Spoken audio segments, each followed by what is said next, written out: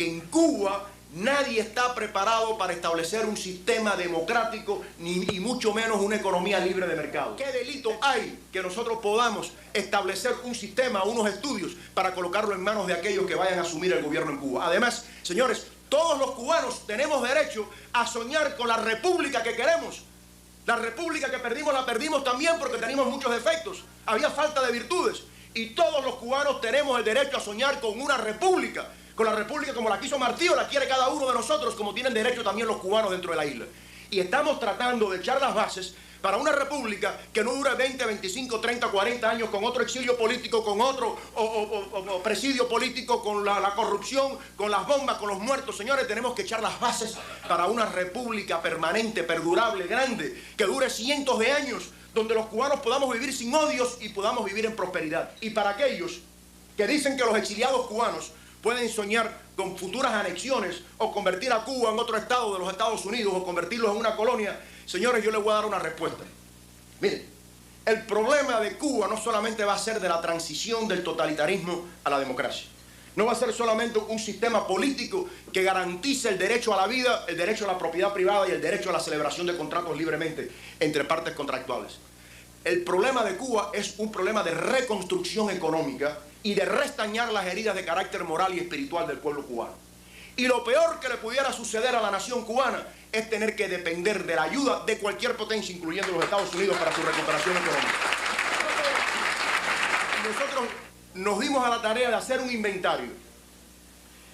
¿Cuánto estarían dispuestos a invertir las compañías multinacionales, los 500 Fortune, en Cuba y bajo qué condiciones? Fue tan exitoso las encuestas que se hicieron que Arthur Laffer nos dijo, mira, no vamos a continuar las encuestas. Vámonos a Nueva York, a Wall Street, y vamos a hablar con los money managers de aquí de Nueva York. Y vamos a hablar con los que manejan los fondos de las compañías de seguro. Y vamos a hacer algo similar, ya lo tenemos planeado, como se ha hecho con Alemania, con Japón y con Australia. Los que están en Nueva York aquí, debe de haber inversionistas aquí, me imagino, y los corredores de bolsa. Existe el Australian Fund, el German Fund, el Japanese Fund. Algo no exactamente igual, pero similar. Y el mensaje nuestro a ellos ha sido lo siguiente. Incluso aprovechando el resultado de la encuesta que hicimos con las grandes corporaciones norteamericanas, que han dicho, estamos dispuestos a invertir tanto en Cuba si estas son las condiciones. Condiciones, por supuesto, que se ajustan a una absoluta libertad de carácter económico. Economía de mercado, punto, nada más, economía de mercado. Nosotros, bajo esos puntos de vista de economía de mercado y sin interferencia del gobierno, hemos comprometido de capital privado en Wall Street para la reconstrucción de Cuba, del sector privado de los Estados Unidos al sector privado cubano, entre 15 y 21 mil millones de dólares. No gobierno. Yo creo que sería un gravísimo error en la nueva república entrar dentro del Fondo Monetario Internacional o entrar dentro del Banco Mundial. Y surgieron tres necesidades básicas en los estudios nuestros. Petróleo, inmediato, porque el buque soviético cargado de petróleo va a virar en medio del Atlántico y va a regresar a la Unión Soviética, a Bakú. Comida y fertilizantes, porque junto con la zafra, Cuba debe de entrar inmediatamente en el mercado de los vegetales de invierno en este país, que es una industria de 16 mil millones de dólares. Yo quiero decirle a ustedes lo siguiente. En los últimos 45 días, en una entrevista que tuvimos con una corporación petrolera aquí en New York, nos dijeron, olvídense de la ayuda petrolera para Cuba por parte del gobierno americano. Nosotros vamos a proveer las necesidades energéticas de Cuba los primeros 6 meses a cambio de lo que podamos invertir en Cuba el día de mañana. Con una compañía de fertilizantes aquí en Nueva York conseguimos la misma cosa por 6 meses. Y ustedes dirán, bueno, ¿por qué todo esto? Señores, muy fácil. ¿Por qué es tan importante hacer todas estas cosas?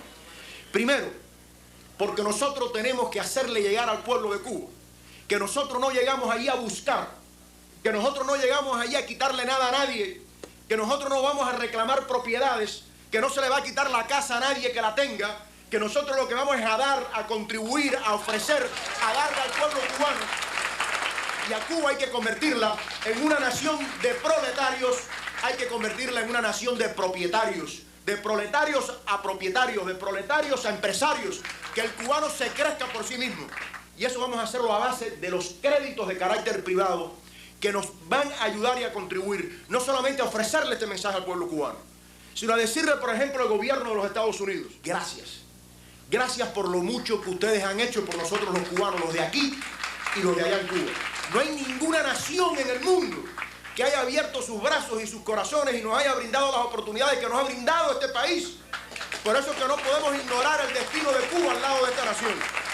Y venimos aquí a decirte que además de nuestra gratitud, venimos a decirte que no necesitamos ayuda económica. Lo único que queremos pedirle a este país es que no hayan tarifas, que no hayan aranceles y que el mercado de este país se abra al trabajo laborioso, a la manufactura y a los productos agrícolas cubanos. Señores, si los productos cubanos se consideran dentro del mercado nacional de los Estados Unidos como mercado, como producto norteamericano, Cuba va a vivir una época sin precedentes de prosperidad económica. Cuba necesita 8.000 millones de dólares el primer año para darle un plato de comida, un par de zapatos, ropa y educación a cada cubano. Y nosotros podemos levantar en los 2 primeros años entre 27 y 36 mil millones de dólares para la reconstrucción económica del país sin un solo centavo norteamericano. Y tenemos que hablar de esa reconstrucción cubana y de esas posibilidades, no solamente para garantizarle la prosperidad al pueblo cubano, que es la única manera de alcanzar la paz. No puede haber paz sin justicia y sin progreso.